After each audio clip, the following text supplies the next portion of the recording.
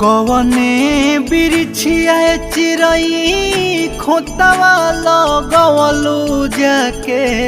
कवने बिरछिया चिरई खोतवा लगवलू जाके। सुन कही के आंगना हमारा हो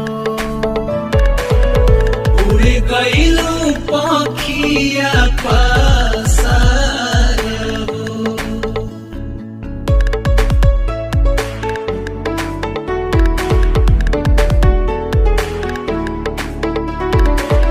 नेहिया के डोरी तोड़ी चले गइलू चुपे चोरी। कवने नगरिया कवने गाँव हो खोजिले मन में बन में।